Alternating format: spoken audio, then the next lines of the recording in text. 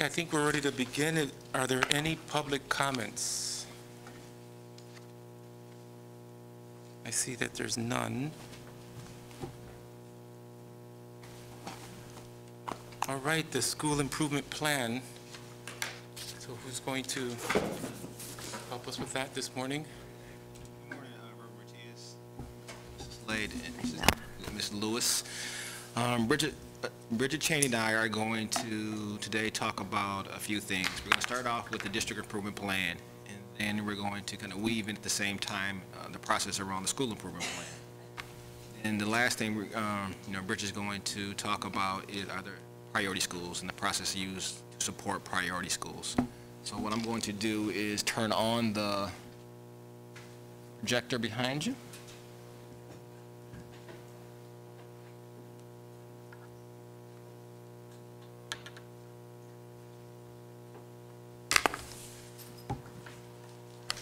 When you think of school improvement, it means several things. The first thing, it's a mindset. It's a way of thinking. How do you, decisions you make, help increase achievement? It's the reason why we're here in school. One of the reasons why we're here in school is to increase achievement. The second thing it does is it's a process. It's not a one-time event. It's not someone get in the room and fill out a document. It is a process over time, analyzing data, reviewing practices consistently over years. The third thing, it is a document though. The third thing, it is a document that is produced, submitted to MDE, uploaded on our district, on our GRPS website to reference. But if you think of mindset, process, document, that's what all entails with the district improvement plan and the school improvement plan.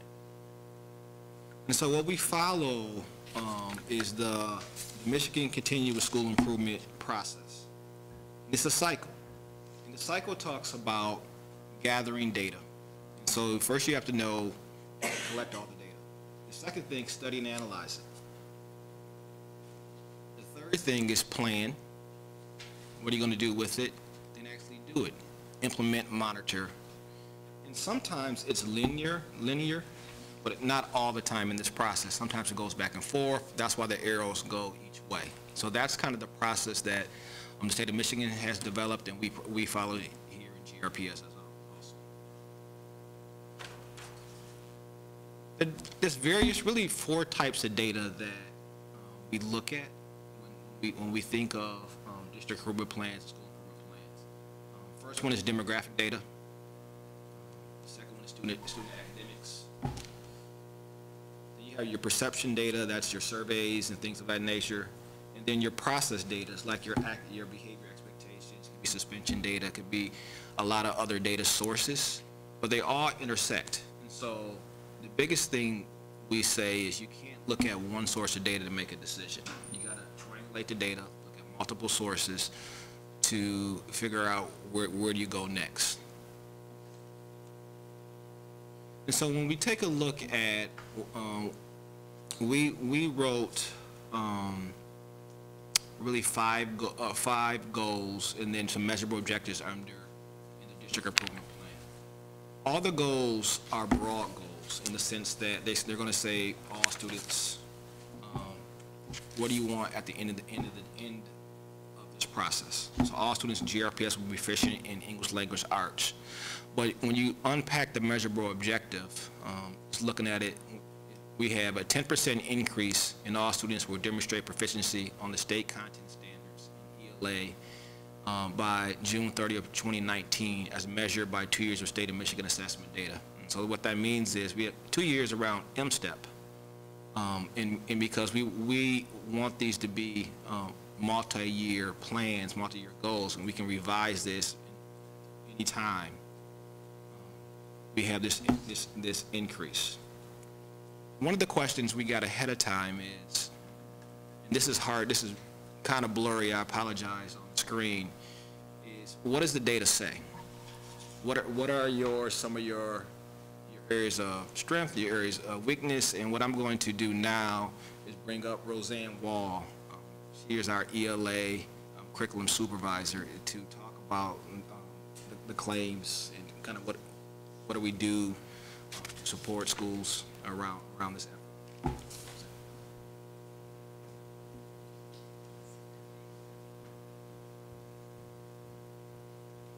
Good morning. Morning.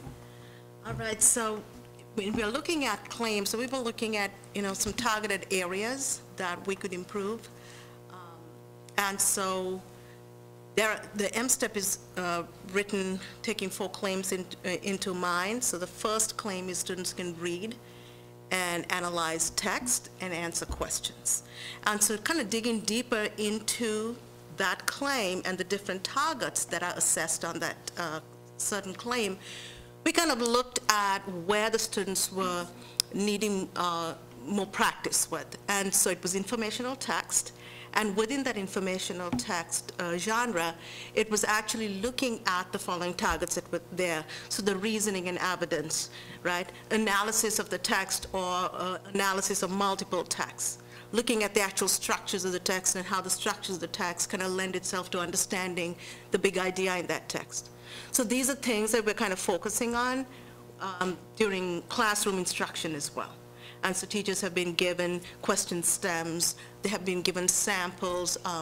The current reading program also has paired text with, so the informational as well as the literary text to kind of give that additional practice. So that's where we were kind of focusing on with the claim 1. Also with now Discovery Ed, being the science, kind of focusing on, I love the way the science program has actually the literacy skills embedded within it, so it gives them that focus as well. So claim 1, while it is, there are quite a few target areas in there because you have your literary text and your informational text, it's the informational text that we're focusing on a little bit more because that was that area of need. Okay. So the claim is on the left, Correct. right? Yeah, left. Correct. And so students can read closely and analyze text. And so claim 1 actually covers literature, so nonfiction and fiction. And then Right. you have 4th grade here. Is this just an example, or is this the actual target? You're saying that our district needs to focus on 4th grade because, or? As a district, informational text is our area of need. And the targets are the same regardless of the grade level. Oh, so this is just an example of, Correct. okay. Right, so it's the same targets in every grade level. And so Would the targets, like target 10, determine intended meanings of word, would that be the same that 3rd graders would do? And correct, it's the all the same way through? target, Okay, correct. okay. And, It's all right. just at their grade level text. all right. Correct. Another area of need was claim 2, which was really writing. And again, digging deeper into this claim and looking at the results that we were getting, it was not the extended writing, it wasn't the full essay, it was more that brief responses. So it was, could a student actually, given a scenario, write only an introduction of a certain given text type of writing, or only a conclusion. So if the student had a scenario where the introduction's given, could the student only write the body part, like add details to it, right? So those brief responses. And then the other area of need was editing. So if they were given an introduction, could they edit that to really let the thesis statement stand out? Again, so that's an area we're focusing on as well. Again, we took the brief response rubrics. All teachers have access to the actual rubric that is used to assess these kind of items. Looking at our writing, actually teaching the text type of writing, whether it's narrative, informational, or opinion, or in the middle school argumentative, not only as a whole and the whole writing process, but really looking at each of those components. What does a good introduction look like? What are the criteria that makes a good introduction? So that kind of teaching strategy is embedded in there. Now, I'm sure you told me this, and these are the things that we've gleaned from the M-STEP last spring, that these are Looking at the big picture. Okay, Correct. this was really the area. And in fact, we know that they increased the items for Claim 2, so we really need to look at those certain targets that actually, so I have down there targets 1A, 1B, we have 1A, 1B, 2A, 2B. Those are those brief responses, really understanding what 1A and 1B is talking about, right? So it's write briefly for informational text, or write brief responses for narrative text. They might give you a scenario and then tell you, now write an introduction to this. So then that's what they're looking for. And then the last claim that we kind of focused on was Claim 4, which Claim 4 says research. But this doesn't really ask the students to do a research project. This claim really looks at, do our students know how to plan for and how to look at sources and figure out which ones are credible, right? So the questions are around that, knowing how to do research. And there are only a few items of these type questions on the MSTEP, third grade all the way up to 8th grade. So we're focusing more on that, so teaching students how to do research, so through science and social studies. And that's what I said again, I love the way literacy is embedded within these content areas. Doing research projects, but taking students through the whole process so that they can understand and then be able to answer questions on the process of doing research, rather than just only doing that research paper. So if a kid is in the 4th grade and the child is struggling with the MSTEP, maybe not so much in classroom, but taking the test, these are the kinds of targets that we should focus on as a district to... I would say yes. Okay. So, if you look at the targets for the Claim 4, it says target 2 and 3 and 4, right? So that's being able to interpret data. Look at an informational source and say, is this credible? So we teach them that, .org, .net, Yeah. Just look at that. What does it say in the description of that site to be able to indicate if this is a site that I'm going to go to get the information I need for my research paper, right? So those kind of things. Is this similar to our ELL students and refugee and other languages that we have in our district? So in other words, is this for English-speaking students, or how is that being translated into ELL students? And So this is the process, right, of teaching them research. So this is 3rd grade and up. There are scaffolds in place for the EL students. I know that I'm going to be working very closely with the EL department as well to see what does this look like. But right now, it is putting scaffolds in place to really understand what, the process is, and then being able to help them do that. So what are we doing specifically to address these target areas with different schools and Different schools. the different schools or different levels? I mean, do we have a program to support the teachers with the kids who are not proficient? The 3 priorities that we determined as a district last year and are continuing on with this year definitely help with that, because the knowledge of standards, the more we know the standards, the more deeply we can teach them to put those appropriate scaffolds in place. With the 3rd grade reading law, that also gets us very deeply into what is the skills gap, and how to put an exact plan in place, an instructional plan, and strategies to teach those skills gaps. So, the big 3 priorities that you hear us talk about are definitely the ability to use. Okay, but at this point, it's just that it's the teacher's responsibility. It's not like we have aides in the classroom or anything like that to support the teacher for kids who struggle more than others. It is dependent on building, definitely dependent on building. In some buildings we do, in all buildings we have a literacy paraprofessional, and they're utilized to help the teacher in the classroom. And also in and things of that nature. And then beyond that is Okay. And, I'd like to point out, if you look at this, you see the standards are right next to the targets. So you also know what standards are focused on with each of those targets. And so, talking about the big three that way, everything ties in together, so it's not you're teaching to a test, but you're really looking at those, the district priorities through the lens. So what are the standards we're looking at? What are the standards we're unpacking and kind of planning backwards and assessing to see how our students are progressing on those standards? Yeah, I think the goal of today was to look at the district, the school, and obviously priority schools and all our schools. So we really wanted to look at, to understand how our district is looking at the big pictures, which is what you're explaining, but then also how does that work itself out in our 52 schools?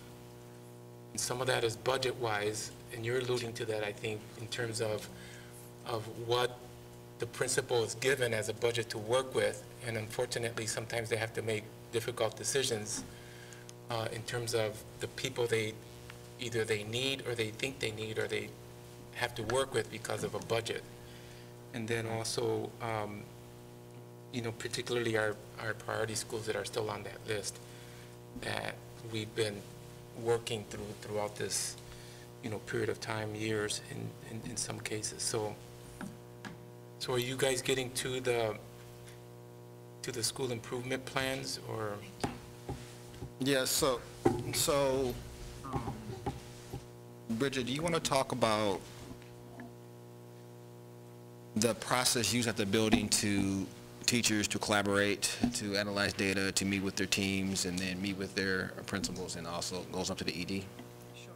Yeah, so the instructional learning cycle that we utilize throughout the buildings is just what Mel said. It begins with teachers and their collaboration in PLCs. They're analyzing student work from the classroom through summative assessments, and seeing, again, addressing those skills gaps and what is working, what's gaining traction, and what needs to be refined or thrown out, bring something different in. So those conversations begin very strategically in the PLC process with one another, and then the PLCs report at either a staff meeting or a full staff PLC, so that all of the grade levels can hear what one another is saying. Because what we want is, we want very strong grade level teams, but we want that to build into a building conversation as well. Because what kinder and first may be struggling with, very much help second and third and those grades, to figure out what they need to start building on earlier because of what gaps may be coming, or the strengths, what strengths can we leverage as well. And so that whole staff conversation occurs, and then with the building principal, and then executive directors have that conversation at each building level as a report out, but also through our academic team walkthroughs that we do. So we look at what strategies are in place. Have they been having the desired effect as far as increase in student achievement, but also an increase in teacher knowledge and practice? Because throughout our big three, that's what we also want to do, is build the capacity of teachers so that they feel they are able to handle any level, any child that comes into their classroom, and they can best support each individual child, whether it's an EL or students with disability, or a child who needs to be very much challenged, no matter what that is. And so that conversation occurs with the executive director, and then, like I say, closing the loop with the academic team walkthrough, so that we can see it in action. And we can talk about district-wide what we may do as well, so kind of that funnel up, if you will. I would add to, one of our strategies is wrapped around professional development. And the professional development that is offered is twofold, in the sense that we still do professional development when students are not there. It can be after school, or it can be during a non-student day. But we're getting better and better at, I'll give you a perfect example with science. the science professional development happens in the classroom with the kids there, with the teachers.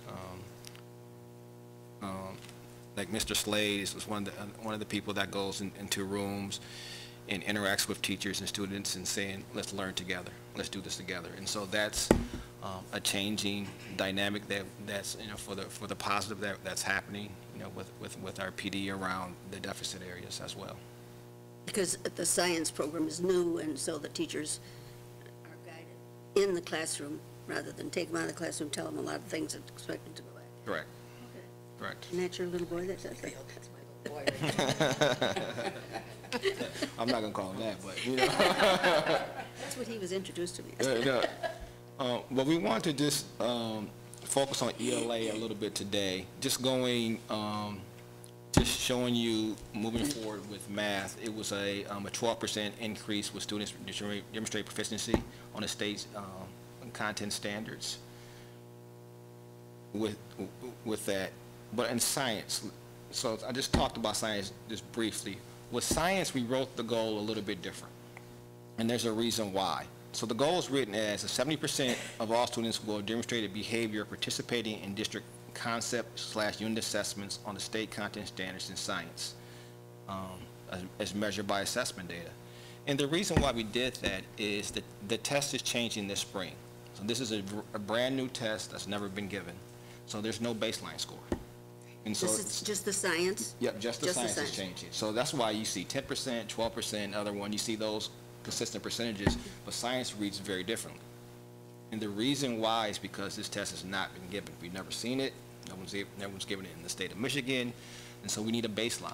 And so we have a new program, Discovery Ed. And so we're looking, so we had to write a goal, because the district improvement plan is due June 30th. And so we know the following year, kind of what our scores are and what they are related to MSTEP. Well, what we decided to do is look at our new resources that we have through Discovery Ed, and we're saying we want 70% of the assessments given, and that'll give us a good baseline, and we can correlate. Is there a correlation between Discovery Ed assessments and the new MSTEP science? We won't know all that, until the spring happens. But that's the reason why that goal is a little bit different. I'm sorry, the goal is to have kids demonstrate a behavior of participating? That means they take the test? So what we're going to ensure that kids are exposed to the right content, and they're given a chance to take I'm going to call them the common assessments at the district level. Okay. And the reason why we wrote that again is because the new science test, for example, in the past was given in grades 4, 7. And these also are continual, okay? So they can be modified at any time. They're a fluid document. So if they see something's really gaining traction and they speak with one of their building partners, so let's say Coit talks with Dickinson and says, hey, this formative assessment's really moving practice. Oh, are we allowed to put that in ours? Absolutely, yes. So there is sharing between buildings that happens, and these here are their strategies employed to address the deficit areas. So they receive professional development, professional learning around those areas, and put that into practice into the classrooms. So this slide, I know you've seen a version of it before, but I always think it's important to bring it forward because we're always looking to the future, right? What have we learned? What do we know is working, and what do we know that we need to set aside? Very committed to deepening our focus on the big 3 priorities, but then the instructional reading improvement plan, which is that 3rd grade reading plan that needs to be put into place for any child that is the 60th percentile or lower. So it determines the deficit area for children, where their exact deficit area is, and then that creation of a school and home plan to close that achievement gap and to bring the kids to grade level proficiency in reading, and then reassess and adjust where necessary. So the connections with the big 3, unpacking tool ideas, merging those in with our big 3 priorities for the district, and then of course this very strategic and intentional reading improvement plan. Now, when parents have parent-teacher conferences with their kids' teacher, Yes. then they go over the M-STEP scores or the maps, but they have a plan for each kid? Is that what happens? Yes, so the instructional reading improvement plan, the MAP is our universal screener. So we'll go over, teachers will go over the MAP percentile score. And then we have a step below that, if you will, digging a little deeper, which is our diagnostic, either Dibbles Deep or Fountas and Pinnell, which gives you a very diagnostic look at the child and where they're struggling to get over that barrier, if you will, to open up that reading comprehension. And not just So- percentages, we're not talking just percentages, we're talking specific things that parents and families can do for kids. Absolutely, we're talking about strategies, we're talking Strategies. about activities, yes. If it is something that I don't know my letters and sounds yet, that has been diagnosed, I'm going to have some flashcards for you, some little tiles to take home, to be able to say, please, if you can work with your child even 5 minutes every night, this will help to build their skills. Yes, absolutely. So that's what that instructional reading improvement plan is, and is folded into parent-teacher conferences as well. Sure. How much opportunities do the principals have to dialogue about kind of their needs? So is it top down? Is it both ways? In other words, is the district saying, this is what you have to do, principal, to get your school to this level that we're reaching at? You know, So I know there's a lot of good change has happened in terms of principals knowing the context of their school, their families, their children, and saying, you know, I really need X kind of parapro. And how much of a dialogue do you guys have with our principals in that regard? Lots of dialogue, lots of dialogue. So it's two-way communication. There are some things that very much come from the top, if you will, for the maintenance of consistency. So we have a lot of transiency or mobility in the district, and we Yeah. want to make sure that if a child goes from one school to another school, it doesn't feel like they've just entered into a whole nother region of the Right, country, yeah. right? So some of that is top-down for the consistency's sake. And then the rest of it is very much building designated. So the conversations that occur, they happen at the meetings that I was talking about, the PLCs that matriculate up or out, if you will, with the executive directors, and then principals meetings. We're having those conversations about who's doing what with funding, with volunteers, what types of things are working in your building, what types of things do we need to look at from a systems level.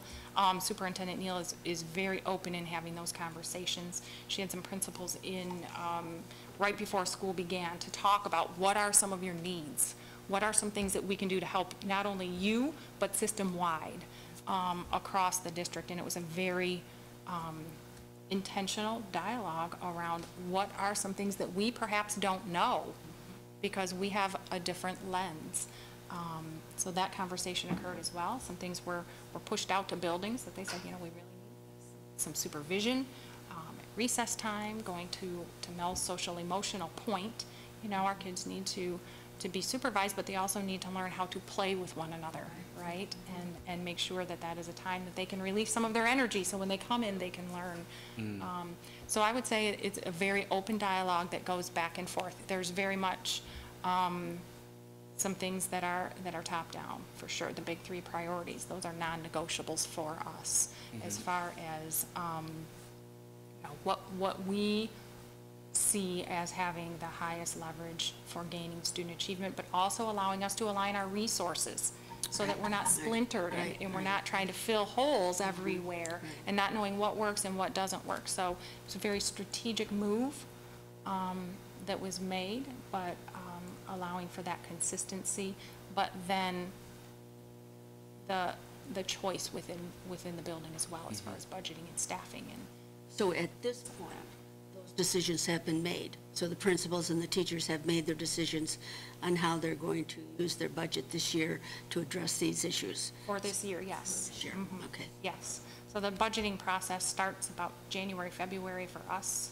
Principals are engaged in that conversation. with one another throughout the year, but then formally and officially in March and for the following year. Yes. Yeah, I think the emphasis on, as we're continuing to go with the whole child, certainly the social emotional piece, being an urban school and understanding those dynamics, and the emphasis that we're headed towards really looking at the diversity of our teachers or their capacity for cross-cultural engagement, understanding where their students are coming from and figuring out how to engage them and vice versa, students too. So I see a lot of really continued exciting pieces. You know, hopefully our priority school list will continue to dwindle I hope so. as Yes, we that's the as we aim for sure. improve and move forward. Again, the emphasis too on the feeder system, that we're paying a lot more attention to how we're moving our kids through to our high school, and obviously the end result is graduation and, you know, higher test scores and getting into college and those kinds of things. So I most definitely we see a much more cohesive piece, and for me too, the communication with parents, so that parents understand what is the school improvement plan overall for X school. And then obviously, typically as a parent, I was concerned about my particular school and student Right. and teacher, you know, and principal, as most parents are. So I think that's, and understandably so. I mean, yeah, we care about our district, but how's my kid Sure. doing? And Absolutely. is he or she passing? So, but to be able to for our parents to go online and be able to see some of those pieces and then drill it down for their kid is really important too, and then how they can help us. You know, obviously their own kid, but if they have time to volunteer or whatever it is, that those things happen as well, so that there's good communication there. Yes, and I'm glad you're feeling the cohesion, because we are as well. We are as well. And that's going to be the glue that holds all of this together, right, is going to be the big three in conjunction with that social emotional piece, and really understanding each and every child and being able to address them exactly where they are, not only academically but socially. So that is an exciting piece for us. I'm glad that you're noticing and feeling that as well. And the parent piece that you were just speaking of, so the Title I open house is held in September. Yeah. And, you know, it is true, open house, but there is an intentionality around getting some of these school improvement information out and into parents' hands, because the documents are large. They're multi-page and multi-strategy, lots of information to unpack in there. But if we can highlight certain things for parents, so that they feel connected to the building, you know, and they feel like they can really assist their child. As you were talking about, what does my child need and how can I help? Being very intentional about that. And then the PAL meetings as well. So our parent action leaders, I visited 2 of their meetings this past year to encourage them to reach out to the teacher or to the principals to say, hey, how can I help you with the school improvement plan? Lending, Right. you know, an ear, bouncing things off. Does this work for parents? What do you think about? And getting them involved in the process as well. So that was very well received. Yeah, they were very happy to hear that information. Now, the open house was at the New City High School, right? Yes, so Was that that's the Kristen? overall back to school for the district, and then each individual building holds their own open house. Okay. At Is the that beginning what of the you were year as referring to well. here? So that's what I'm referring to there, yes. Okay. Is the individual building. Okay. Yep, yep, and then they typically have it where they have the presentation of school improvement information, building information, and things of that nature, and then they go to the classroom, which is phenomenal as Awesome. well, because it's that whole, you know, again, that, I just have the Awesome. idea of a funnel, Yeah. right? So here's the building, and now I'm going to the teacher, which will inform me about my child and Yeah. what that's going to be. So it's a very good process. And then parent-teacher conferences, of course.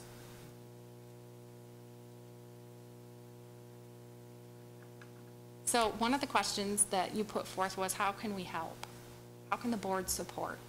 And so much of what we did today, celebrate the student progress made thus far. You know, thank you for noticing and recognizing the things that we're doing, because it's important. It's important not only for teachers and staff and us, but for students to feel that success and hear that success, and parents as well, because they're working very, very hard. And then looking forward to our students' continued success.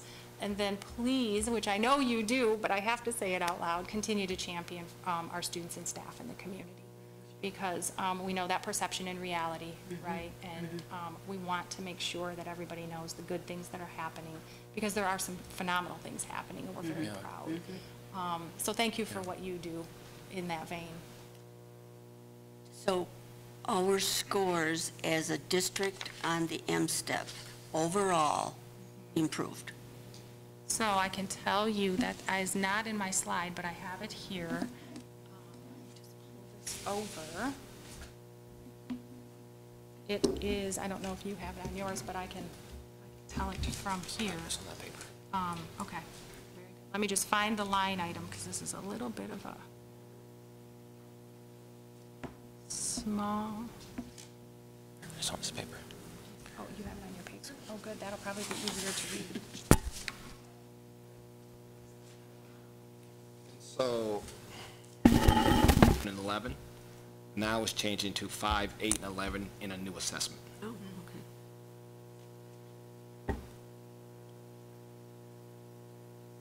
And then the last least content goal is social studies. And social studies is written like ELA and math, similar, very similar, 2-year goal, but having a 15% increase in that information.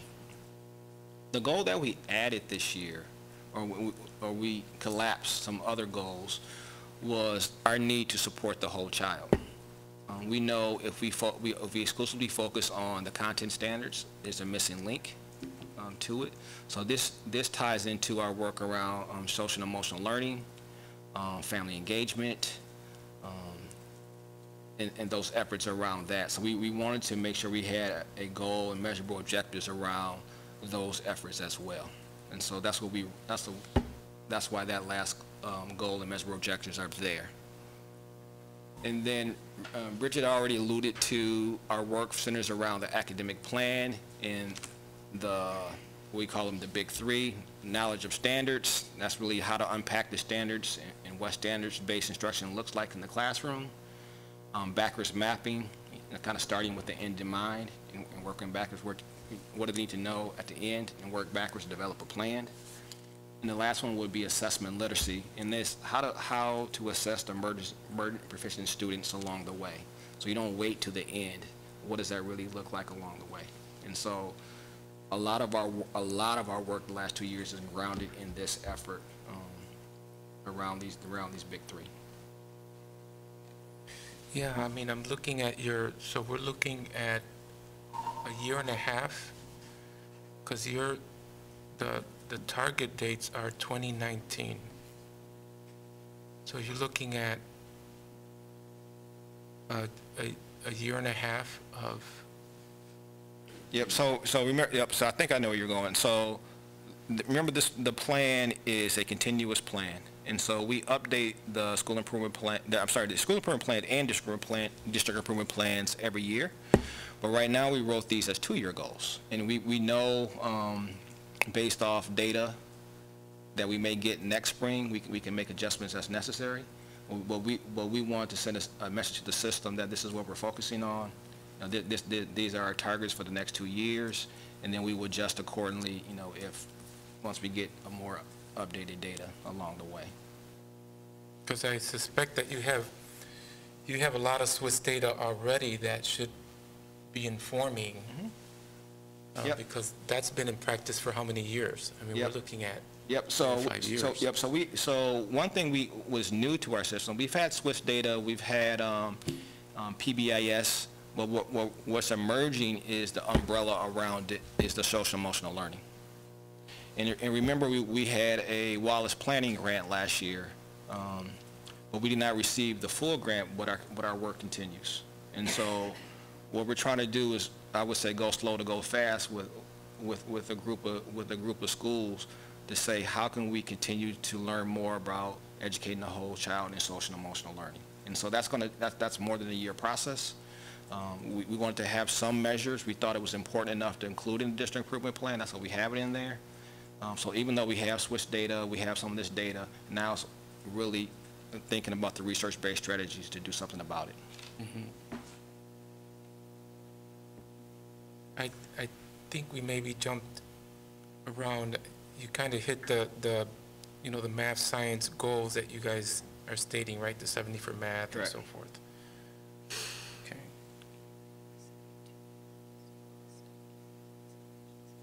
Okay. I assume, that you have looked at every school, individual school's numbers, and know where the most need is. Yeah, we have. And so there is a process we use. Each school has their own set of data that some schools, like Roseanne talked about the claims, I think 1, 2, and 4, but another school could have claim 2 as a weakness area. Or these, they know which kids fall into which category, what they struggled on, what teachers were successful, and what they need support on. And then there's a plan in place at the building level that's supported through the EDs and then, district teams to ensure, one, people are following this process. When we talked about the gather, the study, the plan, and the do. And so supporting them to gather and collect the data, study how do you analyze the data, what supports do you need, and the supports come out through, sometimes, Reverend Matias, you talked about budget limitations and things of that nature. But in this process, we do have a budget process, and when it's called a comprehensive needs assessment, when schools fill out the comprehensive needs assessment and they identify their needs and they attach dollars to it. And sometimes there is tough choices that need to be made, but you have to look at your data and don't do what you've always done. Mm-hmm. Let your data drive your decisions and how you spend dollars. And we have breakdowns too, I assume, by race and... Yep, almost in pretty much anything you can think of, we have it by, we have a lot of data. Okay. We do. We'll be looking at that. Yeah. So I'm going to shift just for a second, pull up another PowerPoint.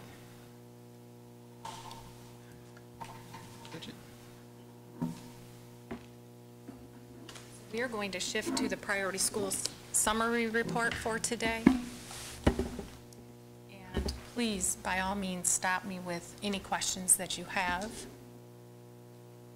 One of the questions that was asked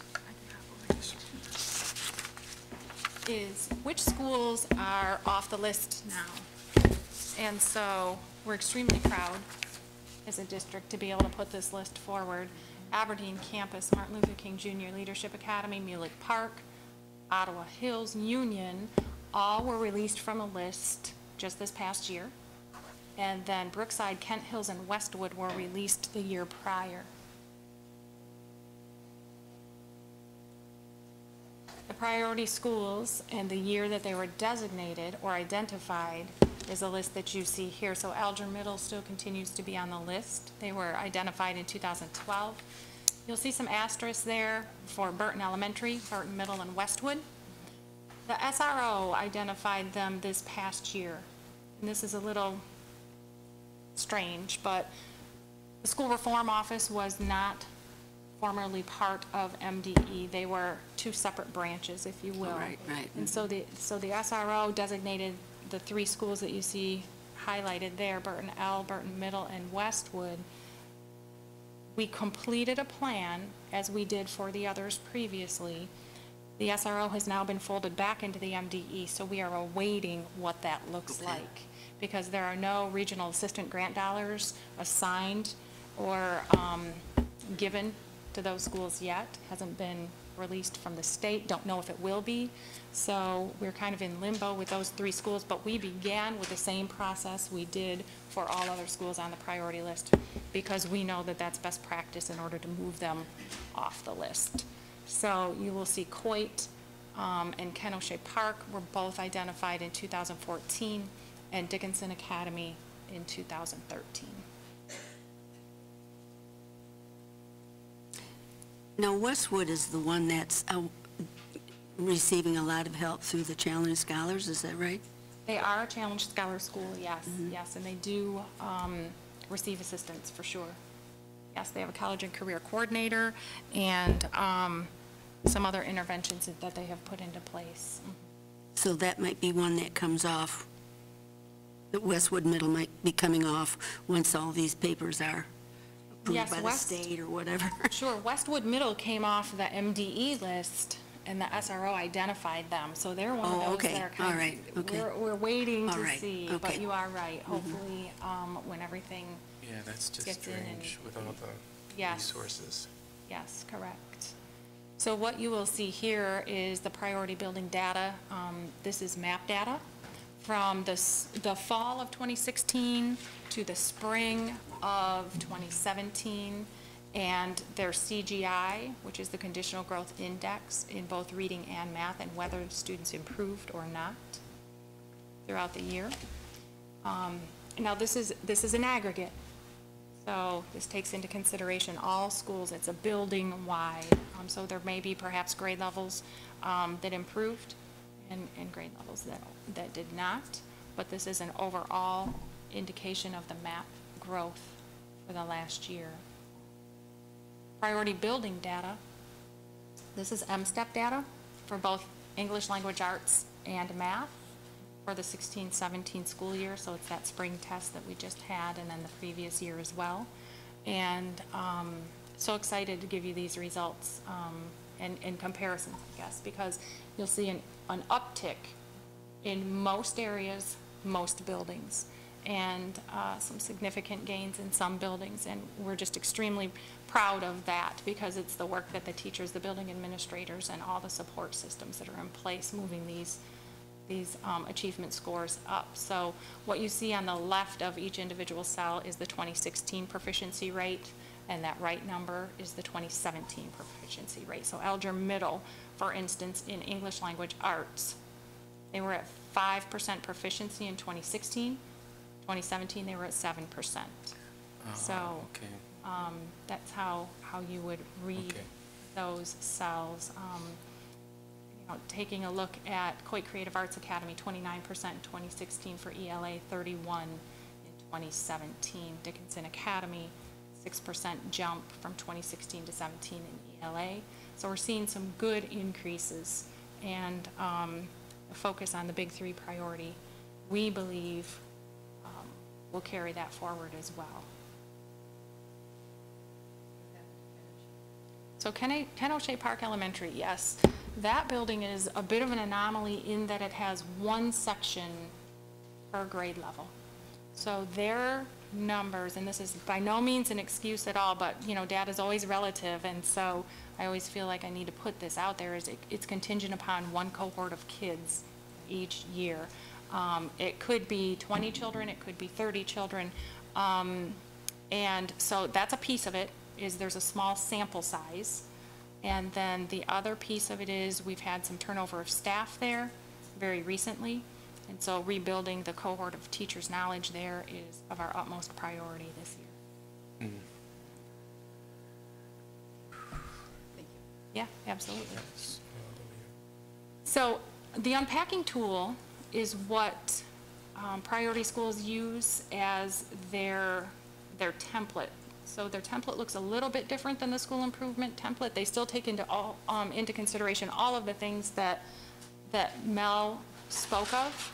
So they look at the demographic data, they look at perception data, all of the testings that he referenced, and then what they do is build a plan from there of their big three ideas, what they think or have seen in the past that will move student achievement to yield the greatest gains. And so what you see here are their big three ideas for each school. I know that ELA remained the same at 26%. I can tell you that right off the top of my head. So 26% of the entire student body were proficient. Yes, in 2016 and 17, yes. Yep, so We did have an uptick. so ELA was stagnant. Math increased by 1 percentage point. When you compare spring of 2017 to spring of 2016. Science had a 2 percentage point uptick when you compare the 2 years, and then social studies had a 2 percentage point increase as well. So, yeah, that's so strange, because the social studies depend so much on reading, It does. you know? And science too. Yes, Science too, yeah. because there's that informational text piece, you know, how do you read that informational text and apply? So they can do it. Oh, absolutely. Yeah. Absolutely. Just that ELA score didn't. We have to barrel down on that ELA, don't we? Yes, we do. Yes, we do. And I have full confidence in not only the language arts work that we're doing with our curriculum specialist and Mrs. Evans, but also this IRIP is the acronym for the third grade reading plan that's developed, and I think that's going to be a lever for us to really make some gains.